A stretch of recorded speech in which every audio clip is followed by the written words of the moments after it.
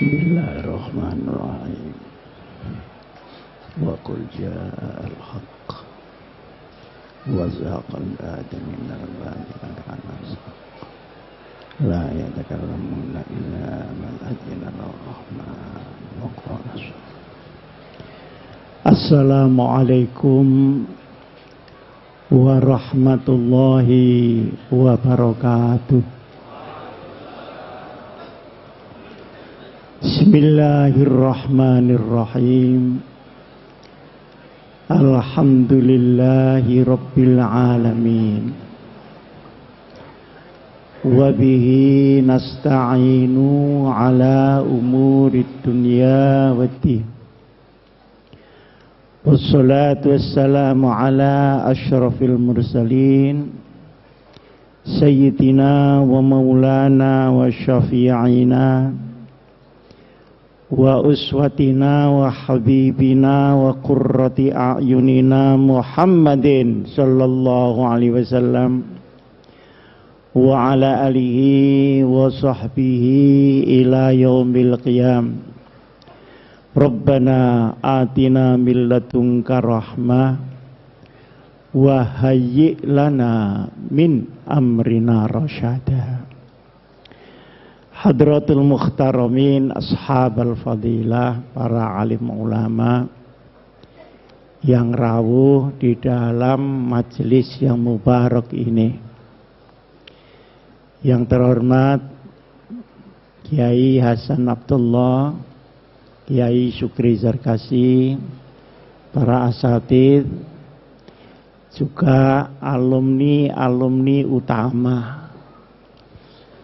yang mustakmal di sini. Ada Pak Fakhir, ada Pak Din Samsudin, ada Pak Hidayat Nur Wahid, dan banyak sekali. Kalau saya sebut satu persatu, semakin banyak disebut, semakin banyak yang ketinggalan. Para alumni, para santri, hadirin, hadirat yang saya muliakan. Saya ini merasa digelangsar oleh Kiai Hasan Abdullah. Kemarin saya sudah ngisi, kok sekarang disuruh ngisi lagi. Tapi karena tawaduk kepada Sohibul Ma'had ini, maka saya datang. Kemarin saya sudah bicara khusus mengenai pendidikan, termasuk kurikulum, filsafat kurikulumnya, jangkauan-jangkauannya, dan beberapa tantangan ke depan. Jadi tidak usah saya ulangi lagi yang kemarin. Hari Kamis saya akan melanjutkan, yakni bagaimana cara membawakan ilmu-ilmu dan hasil didikan serta latihan yang ada di pondok ini, di pondok modern kita, untuk disajikan ke masyarakat, ke umat, dan ke negara. Ini caranya bagaimana? Ternyata cara itu benar kata Gontor, at-tariqah khairun minal mada. At-tariqah ahammu minal mada. Materi itu penting, tapi begitu cara membawakannya keliru, maka dia akan gagal. Bukan karena materinya, tapi akan gagal karena caranya. Di sini disebutkan berbudi luhur, sudah maklum itu, berbadan sehat yang sudah dipakai diplomasi oleh Pak Fakhir, berpengetahuan luas, dan berpikiran bebas. Jangan lupa berpikiran bebas itu setelah berpengetahuan luas. Karena kalau berpikiran bebas belum berpengetahuan luas, maka kebebasan itu dia akan menghilangkan mas'uliyatul ilm, pertanggungjawaban ilmu. Karena al-ilmu syai'un wa mas'uliyatil ilm syai'un akhar. Ilmu adalah sesuatu, tetapi tanggung jawab menggunakan ilmu ini masalah bukan ilmiah, tapi hidayah dari Allah Subhanahu wa Ta'ala. Hari ini di Indonesia insya Allah tidak kurang orang pintar. Yang kurang itu orang benar, Pak San. Puluhan ribu setiap tahun universitas mengeluarkan S1, S2, S3. Tapi keadaan kita masih seperti ini juga. Dan ternyata membuat pinter anak yang sudah benar itu lebih mudah daripada membuat anak yang sudah kadung pinter tapi belum benar. Hari ini banyak ilmu yang manfaat, Allahumma amin.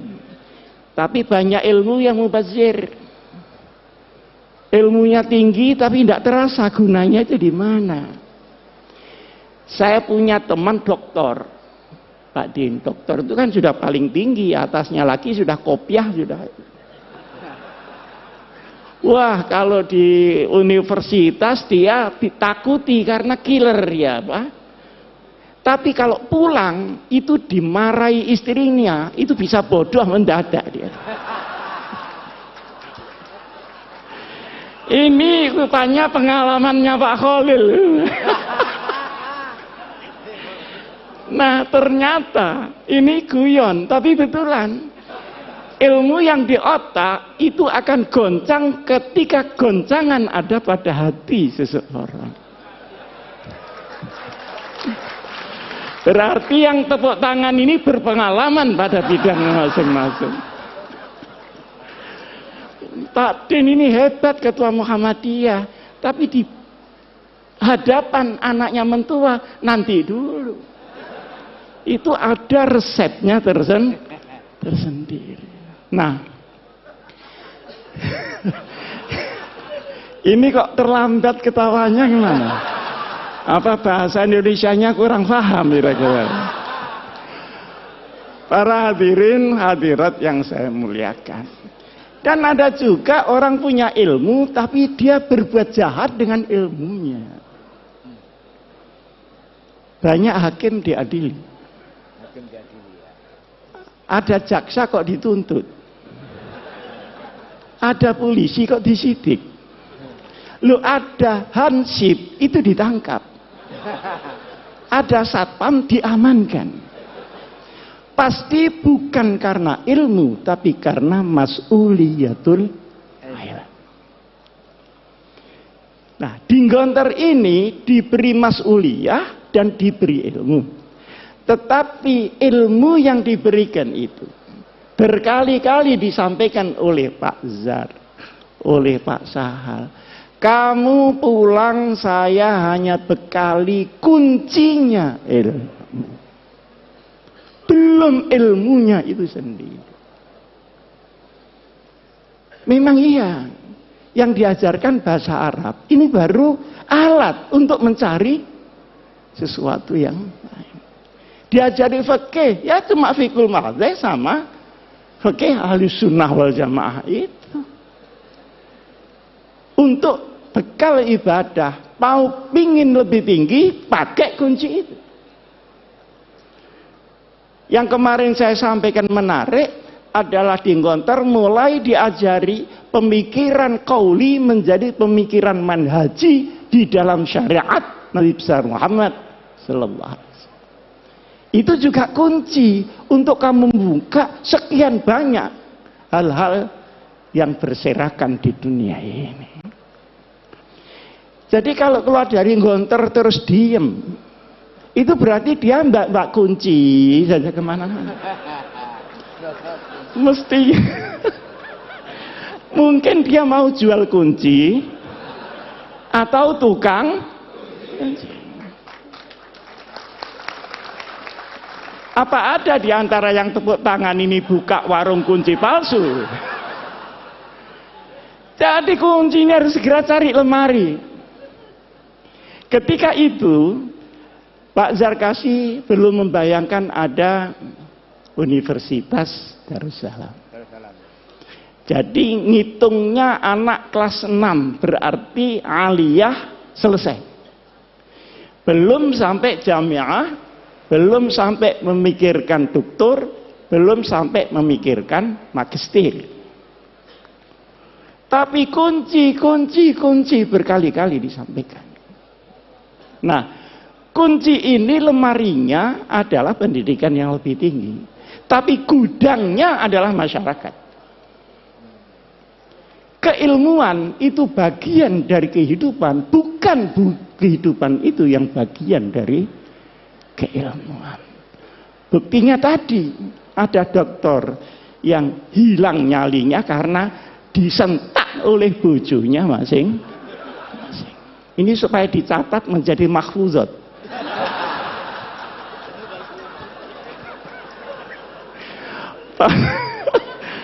Para hadirin hadirat yang saya muliakan, saya hanya sekarang bicara kunci ini harus dibawa kemana.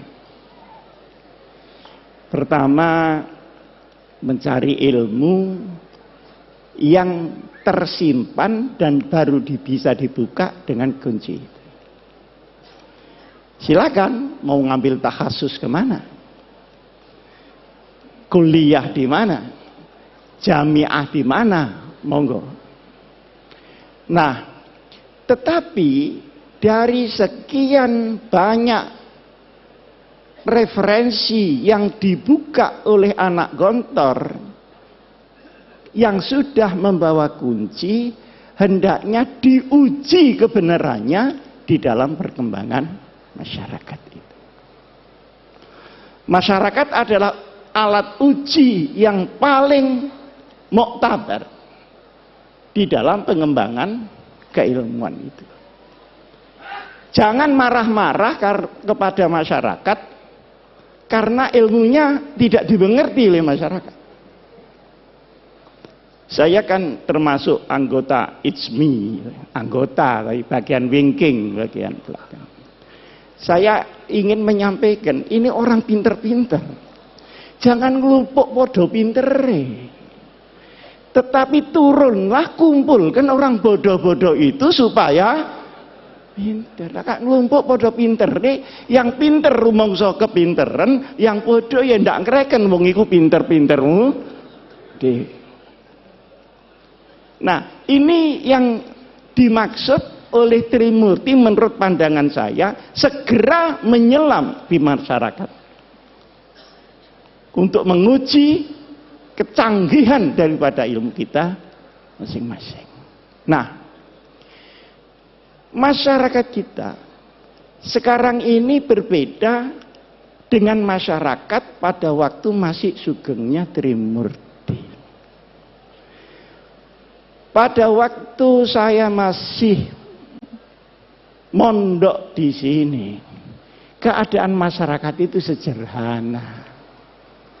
Orang Islam itu cuma dua, kalau ndak NU ya Muhammadiyah, sudah ndak ada lain-lain lagi. Ini mau besanan saja takut tidak mendapat barokah dari masing-masing pemimpinnya.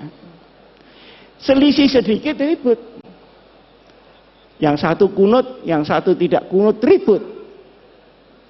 Padahal di kitabnya orang NU ada kunutnya dan ada tidak kunutnya. Tapi karena dia terkooptasi oleh golongan, ribut. Kalau tidak kunut itu begini-begini. Alhamdulillah sekarang ini sudah tidak ribut karena sudah tidak sholat subuh.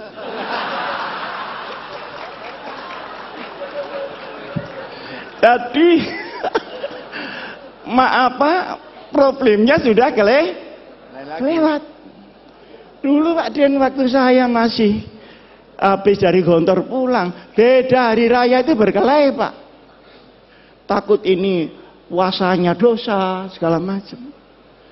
Padahal yang selisih Muhammadiyah sama NU Ini kan cuman tanggalnya, kan bukan hari rayanya. Bener apa enggak? Betul. Nah, kalau dibetulkan pengasuh sahih sudah. Yang beda itu tanggalnya. Kalau sholatnya ya itu Allahu Akbar sekian kali takbirnya ya sama. Loh kenapa tanggalnya kok enggak sama? Ngitungnya enggak sama. Kalau NU itu harus kelihatan tanggalnya dan itu perlu 2 derajat di atas ufuk. Muhammadiyah pokok sudah istimewa selesai lah. Ada apa mesti diinceng itu? Apa tamu dia? Lah yang nginceng ini ya enggak mau disalahkan. Karena Rasulullah Shallallahu Alaihi Wasallam itu nginceng. Sampai saya ketika itu Pak Din belum jadi ketua Muhammadiyah.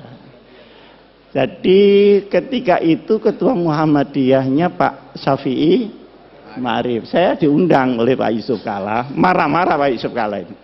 Ini gimana NU sama Muhammadiyah? Masa enggak bisa jadi satu hari rayanya itu? Repot masyarakat kalau begini. Saya tanya, caranya bagaimana Pak? Ya kompromi lah. Caranya, dengan Pak Den ya, maaf, dengan Pak Den. Katanya Pak JK, bagaimana kalau Muhammadiyah turun 1 derajat? NU-nya naik 1 derajat. Oh, kalau begitu langsung cash and carry saja. Ini fikihnya pedagang itu di sini.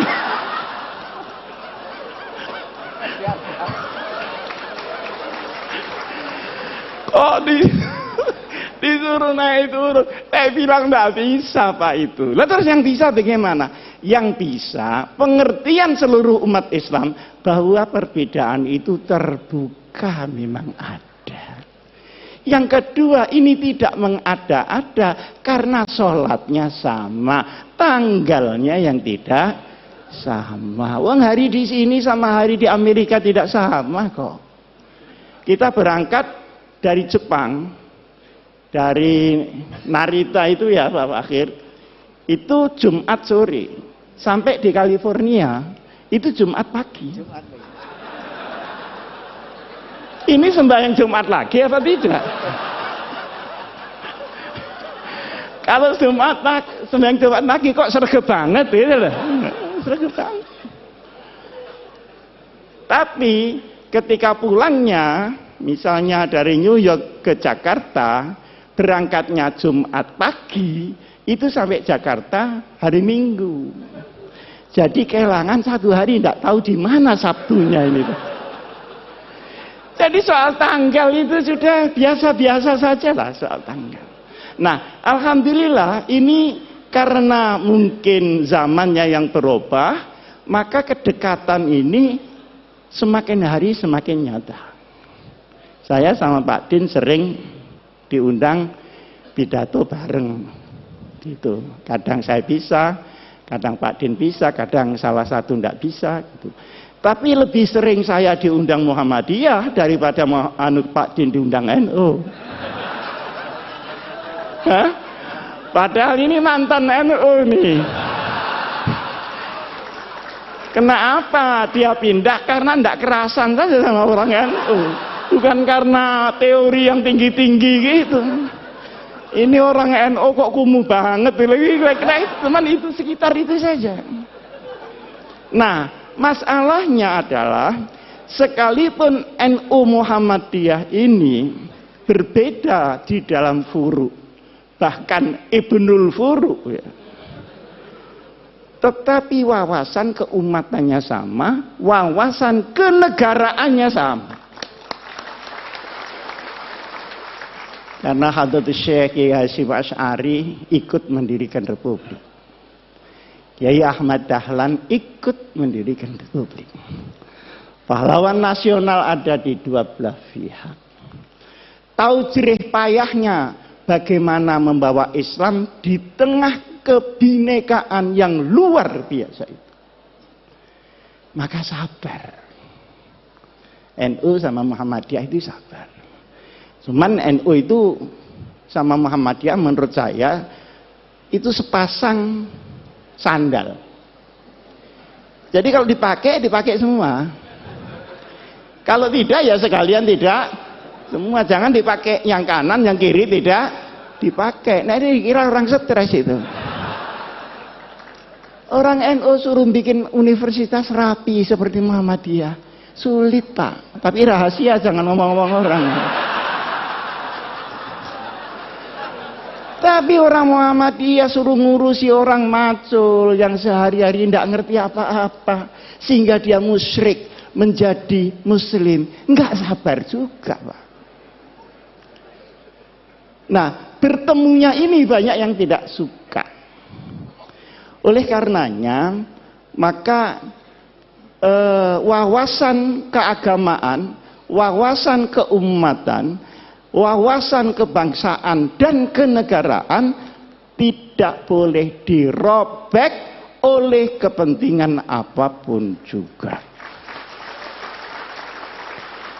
Ini pertama. Sekarang yang kedua. Pandangan-pandangan kaum muslimin terhadap negara Indonesia ini baru selesai setelah berpikir 40 tahun. Waktu tahun 1945 kita merdeka. Nah, setelah itu umat Islam berbagai macam pandangan Indonesia ini diapakan dan disestempel apa. Maka ada yang keras, harus pakai stempel Islam. Nah, keras ini melalui beberapa pendekatan. Ada yang pendekatan militer, kemudian lahir DI, TII. Ada yang pakai pendekatan militer dan politik, PRRI dan Permesta. Disaingi oleh kelompok-kelompok orang yang tidak suka agama, orang ateis. 48 pemberontakan komunis yang dipimpin oleh Uni Soviet dan pemberontakan 65 yang dipimpin oleh RRC. Saya tidak tahu ini akan ada pemberontakan lagi apa tidak. Nah, masalahnya selanjutnya yang saya maksud begini. Setelah pendekatan militer gagal, dicobalah, ini kok diem saja ada apa? Mendengarkan teman-teman ya? Setelah pendekatan militer gagal, dicoba melalui pendekatan konstitusional. Maka seluruh wakil-wakil umat Islam bergerak di konstituante. Bagaimana supaya negara ini ditetapkan berdasarkan apa? Bentuknya seperti apa? Ada yang minta Pancasila tetap, ada yang minta Islam, dan ada yang minta sosiodemokrasi. Ribet di situ, tidak putus. Artinya dengan pendekatan politik pun juga mentok. Karena ini mentok dan tidak bisa berhasil, maka diambil alih oleh Bung Karno tahun 59 kembali ke Undang-Undang Dasar 45. Nah, setelah kembali ke Undang-Undang Dasar 45 ini, kemudian tahun 55 kemarin ada pemilu, tetapi kemudian tidak menghasilkan apa-apa, baru ada pemilu lagi tahun 71. Tahun 71 orang Islam semua jadi satu, Pak. Yang Pak Idham, yang Pak Muhammad Nasir, yang Pak Kasman Singotimojo, yang Pak Nurholis Majid, yang Gus Dur, semua bersatu membela satu partai bersama, namanya Partai Persatuan. Sampai dengan tahun 82 berhasil utuh, tapi setelah itu mulai retak-retak. Maka sekarang P3 yang dulu dimodali dengan darah dan air mata, per hari ini masih la yamutu wala yahya. Mudah-mudahan qad aflaha man tazakka. Nah, ini perjalanan. Dari sini ulama-ulama itu berpikir, ini kenapa ya? Di sini kok enggak pas. Ternyata kesimpulannya, Islam di Indonesia seperti tadi yang disampaikan oleh Pak Fakhir itu benar. Islam dalam peradaban belum tentu Islam dalam formalistik. Di sini masalah yang timbul. Nah, akhirnya ketika diformalkan menjadi banyak tentangan dari kelompok umat Islam sendiri. Disinilah maka kemudian dikaji sampai dengan tahun 1983. Berkumpullah ulama-ulama ketika itu di Jawa Timur dan tempatnya di Sukoharjo, di pondoknya Kiai As'ad, ngumpul semua. Cari jalan supaya selamat, sudah tidak ada goncangan-goncangan lagi, ini bagaimana? Akhirnya ditetapkanlah bahwa untuk urusan ideologi negara ditetapkan oleh mayoritas bangsa yang namanya Pancasila, kemudian akidah kita tetap Islam sesuai dengan keyakinan kepada Allah Subhanahu wa ta'ala. Ini baru selesai tahun 84. Pendekarnya ketika itu mungkin banyak orang tidak tahu.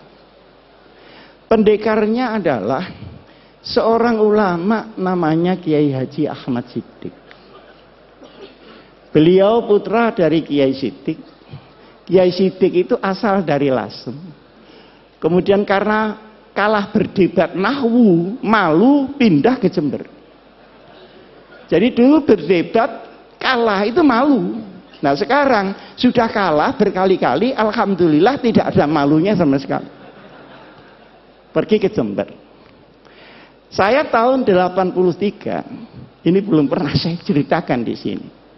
Tapi mumpung ini ada waktu dan saya juga sudah menjelang tua, ada perlunya saya sampaikan. Saya tanya beliau, Kiai, ini penempatan negara dengan ideologi sendiri dan Islam sebagai umat Islam ini politis apa ijtihadi? Jawabnya beliau, ini ijtihadi, bukan politis, dan silahkan pakai untuk selamanya. Nah, karena saya tidak puas, saya tanya, dasarnya apa Kiai? Kemarin saya sudah menyampaikan ke Pak Hasan, kalau setelah saya di kantor itu memang ngaji pindah-pindah begitu.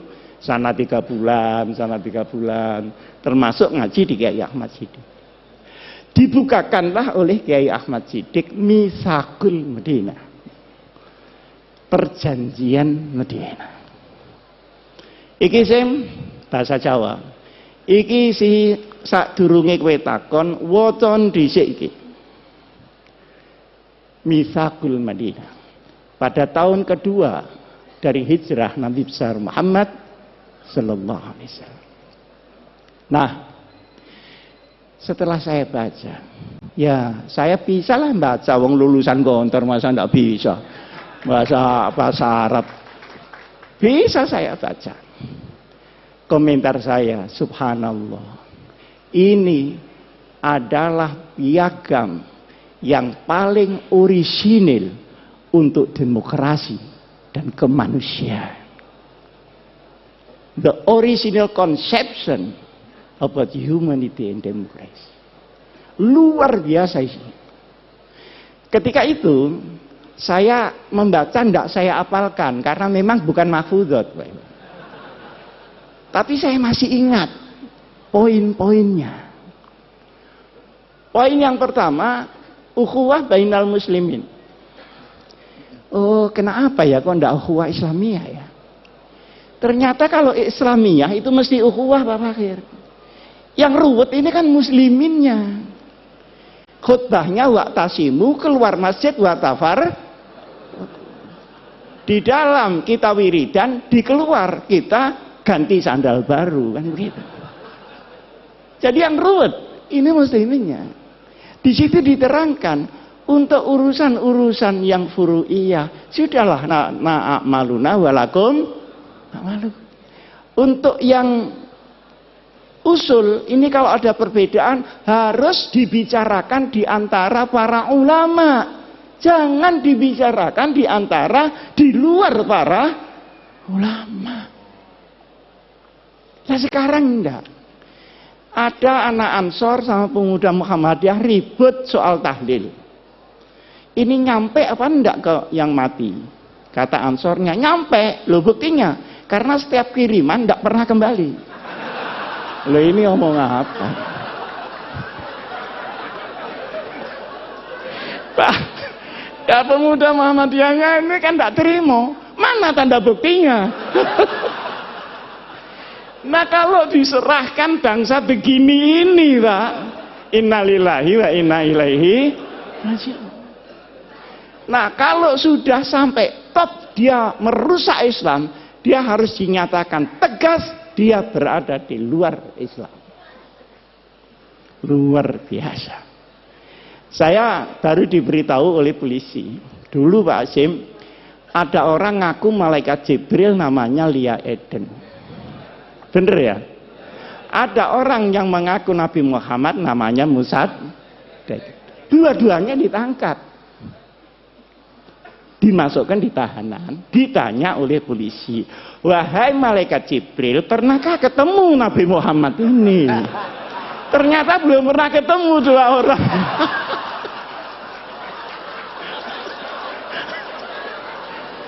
Lah kalau sudah sampai ini Pak, ya sudah, harus tegas, tidak usah ragu-ragu. Saya juga menyampaikan sama Al-Mukarram, Bapak Menteri Agama, sudah jangan ragu, katakan itu bukan Islam.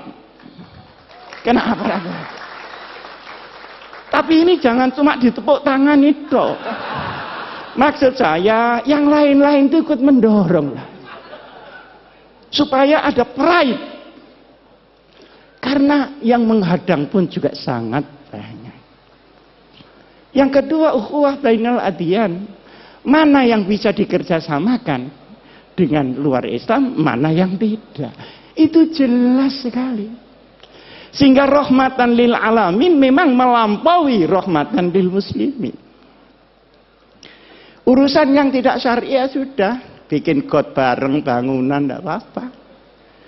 Tapi kalau urusan yang syara, yang akidah, ya lakum dinukum, itu ada tuntunannya Pak. Dan itu disusun langsung Rasulullah Shallallahu Alaihi Wasallam. Nah sekarang ini kalau benci kelewat benci, tidak membedakan mana asyaduhum adawatan atau akrobahum mawaddatan, zimmi dan harbi disamakan. Tapi kalau sudah kadung kepingin demokrasi, tahlilan di gereja, itu kurang tempat apa bagaimana? Seperti orang Kristen, tidak usahlah disuruh Jumatan, nanti sandalnya hilang. Saya kan sering dicemooh sama orang Kristen. Gimana orang Islam itu? Uang ibadah kok sandalnya hilang? Ya mesti saja karena sandalnya tidak dipakai. Nah sampeyan sepatunya dipakai. Jadi yang hilang ya tidak sepatunya, tapi sepeda motornya yang di luar itu yang hilang. Jadi yang seperti disampaikan oleh Pak Din tadi sajalah al-hanifiyatus samkhah, itu pas sudah itu.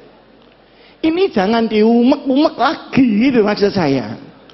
Nah, kemudian yang menarik lagi, untuk qabilah-qabilah di luar hukum syariat dipersilahkan untuk menggunakan kebiasaannya masing-masing. Ini saya belajar usul fikih di sini juga begitu Pak Hasan. mabadi awaliyah. Itu belum mabadi akhiriyah loh. Masih mabadi awaliyah, tetap kunci. Nah itu digawa diintil-intil tak garut apa-apa kunci. Bab mabadi awaliyah. Di situ kan ada al-ahdah muhakkamah. Tapi yang muhakkamah yang bagaimana? Tentu yang tidak khilafis syar'i. Ma warada fi syar'i mutlaqan wala dhabita lahu wala fil lughah yurja'u ilal 'urf. Berarti ada status di dalam adat sepanjang dia menjadi al-'urf yang tidak muta'arif. Ini kan sangat jelas. Nah sekarang ini semua diubah, yang lunak terlalu lunak, yang keras kekerasan. Semua yang lain dirinya dibilang kafir, masuk neraka. Neraka semua masuk neraka, surganya cuma dia aja. Lu kok tidak takut masuk surga sendirian? Yang arduhat samawati wal gini-gini ini bagaimana? Nah, ada lagi yang kita merasa bahwa itu bukan Islam, sering kali ya, tetapi sesungguhnya itu pilar di dalam Islam, adalah kepastian hukum. Innallaha ya'murukum an tu'addul amanati ila ahliha. Tu'addul amanati ini untuk Pak Hidayat Nur Wahid, untuk politisi-politisi, supaya membawa amanat rakyat. Jangan 5 tahun sekali datang ke rakyat terus tidak tahu lagi, menunggu 5 tahun lagi. Ini yang tidak tepu, ini mesti pendaftar. Nah, kalau idza hakamtum, ingat bainan nas bukan bainal muslimin, antahkumu bil adl. Penegakan hukum ini harus sama rata sama rasa. Nah, sekarang di Indonesia kan tidak. Hukum naik susah, ke bawah kena. Pajak naik sulit, turun gampang. Akhirnya yang kena yang kecil-kecil. Jadi kepastian hukum. Jadi inti dari hukum adalah al-adalah. Inti daripada politik adalah al-amanah. Kalau dua ini hilang, maka hukum akan menjadi cerita dan politik akan menjadi akumulasi kekuatan saja. Luar biasa, Pak. Di bawah ada lagi al-musawah bainal iqtisad, keadilan ekonomi. Ini tidak sama rata sama rasa, tapi sama-sama merasakan. Beda kan? Sama-sama merasakan. Kalau tadi biar anak saya Fatimah Syarakat lakotok tuh, ya dah. Kalau ini enggak. Masa tukang ban minta rezeki sama dengan pabrik ban? Kan enggak mungkin. Tapi semua kebagian, halalan, thayyiban, mubarakan. Orang sedikit bisa bahagia, dapat banyak bisa bahagia, dapat sedikit bisa menjadi pencuri, dapat banyak pun bisa menjadi rampok di mana-mana. Yang habiskan uang negara itu bukan orang miskin, Pak. Orang yang sudah Masya Allah kayanya. Nah, di sini pun adalah ketentuan yang harus ada di sebuah negeri, apapun bentuk negeri itu, kita ada orang Islam di situ, kita harus perjuangkan ini. Nah, kemudian ketika Madinah diserang orang-orang lain, maka seluruh agama yang ada, baik Yahudi, Nasrani maupun Sabi'in, harus bersama-sama membela nasionalisme Madinah. Coba, Pak. Ini kan Masya Allah. Dan ini bikinan Nabi Muhammad loh, bukan bikinan Muhammad belakangan ini, Pak. Ini Nabi Muhammad. Kekurangan kita adalah di dalam pemahaman daripada Islam, implementasinya sudah punya fikih, sudah punya dakwah, tapi kita sering melupakan sirah nabawiyah di dalam memimpin umat Muhammad Rasulullah sallallahu alaihi wasallam.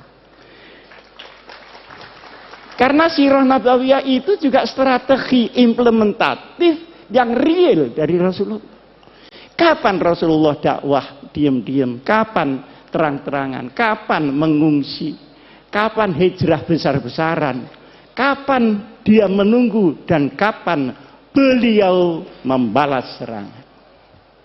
Semuanya ini harus kembali di dalam benak kita. Nah, sekarang ini para bapak yang saya muliakan, negeri yang tadi oleh para ulama diputuskan tahun 84 itu supaya diisi, jangan didekonstruksi. Kalau didekonstruksi, ruwet, habis waktu untuk mendekonstruksi, belum lagi mengisinya kembali. Lebih langsung dengan melakukan jurusan al-amru bil ma'ruf wan nahyu 'anil munkar. Seperti ada LGBT itu kok saya dengar yang teriak-teriak kok cuman saya, yang lain-lain ini gimana kok enggak teriak-teriak. Itu kan embrio supaya laki-laki kawin dengan laki-laki, perempuan kawin dengan perempuan, kan gitu maunya Pak Fakir. Kalau perempuan kawin dengan perempuan, saya nggak tahu lah karena saya nggak pernah jadi perempuan. Tapi kalau laki-laki kawin dengan laki-laki, itu mau olahraga atau mau kawin? Digempur saja. Saya juga ditanya pada Pak Hidayat, ini gimana gempur dari segala penjuru yang udkhulu min abwabin mutafarriqah. Jadi jangan menghilangkan amar ma'ruf, nahi mungkar, sekalipun kita tidak melakukan dekonstruksi di dalam bentuk, tetapi kita harus selalu di dalam isi. Kadang-kadang kita menemui hadis Rasulullah sallallahu alaihi wasallam, al hikmatu dhallatul mu'min iltaqataha aynama wajadah. Perkara yang hak itu milik orang Islam. Kalau tidak ada di tempat kamu, ada di tetangga, berarti itu milik kamu yang di sana. Ambil kembali. Jangan tetangganya dimaki-maki karena tetangga. Kalau bapak-bapak pergi ke Jepang, pergi ke Taiwan, pergi ke Korea, Masya Allah, perlindungan konsumen, perlindungan jual beli, kualitas. Nah ini ada saksinya Pak Fakhir, dilindungi oleh undang-undang. Jadi kalau kita ke Taiwan, kehilangan koper di bandara, pasti kembali. Karena mengembalikan itu biaya negara, dan tidak mengembalikan adalah kriminal. Loh, bukankah sepotong ini juga Islam? Seperti di Jepang, itu kalau ada toko malsu kualitas, langsung ditutup Pak. Jadi wailun lil mutaffifin, itu kok jalan di sana, ndak jalan di sini. Sementara kita, ini kalau beli makanan, keliru terus Pak. Buah-buahan katanya manis, tapi kecut. Saya beli di Jalan Surabaya Pak Din, itu lampu. Lampu itu yang kuno, itu harganya mahal. 2,5 juta. Kalau yang baru itu cuma 650. Saya bilang saya minta kuno Pak. Oh iya Pak Ji, ini tinggal satu yang kuno. Setelah diberikan saya ternyata baru kan kelihatan baru cetakan itu. Loh Pak, ini baru Pak, bukan kuno. Aduh sampean nih kok rewel. Sampean biarkan saja. Lama-lama kuno sendiri. Mati.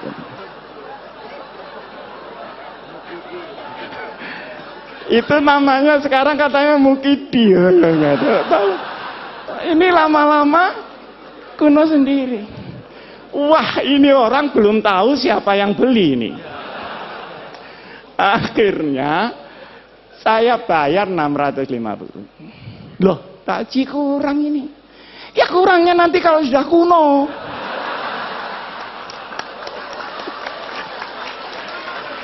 Itu kira-kira ada di Jepang apa ada di Indonesia kira-kira? Lah terus sepotong ini saja loh ya, bukan la ilaha illallahnya. Yang Islami yang mana? Akhirnya dia sadar, loh Bapak ini dari Sidoarjo, enggak, saya dari Malang. Malang mana? Itu kan ada Pondok Al-Hikam, itu pondok saya. Oh kalau begitu Bapak ini Pak Hasyim Muzadi ya? Kok enggak bilang dari tadi ya? Kan malu saya kalau begini. Jangan begitu, lain kali bilang Pak kalau Bapak ini Pak Hasyim Muzadi. Bagaimana, mudah-mudahan saya ini tidak kualat saya ini. Jadi dia takut Allah apa takut Hasyim Muzadi?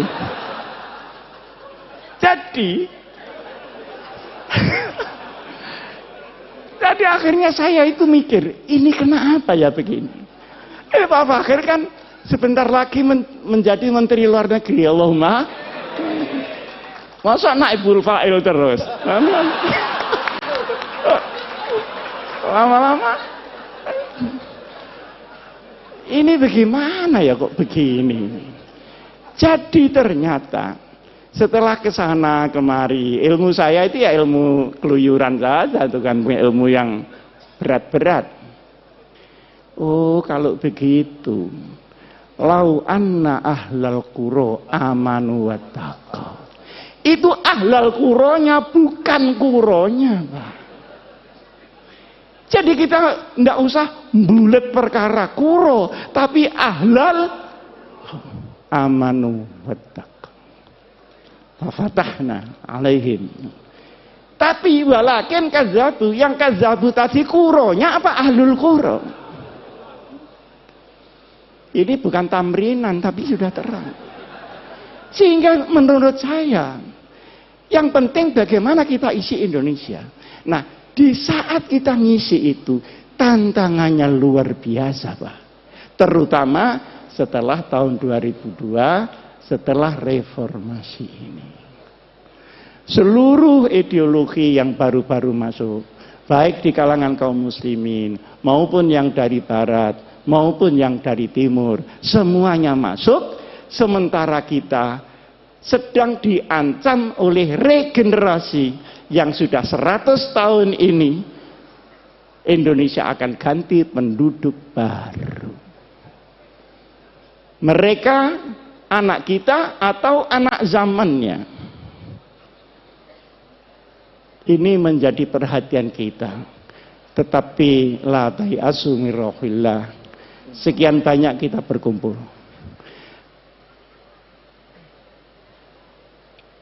Hum ya'lamuna kama ta'lamun wa tarjuna minallahi ma la yarjun. Oke, mari kita berjuang mengisi Indonesia ini. Berhadapan dengan yang merusak. Tetapi yakinlah kalau mereka sakit, kita pun sakit. Tapi kita punya Allah, mereka belum tentu mempunyai Allah Subhanahu wa taala. Aqulu qouli hadza wa astaghfirullah li wa lakum. Wassalamualaikum warahmatullahi wabarakatuh.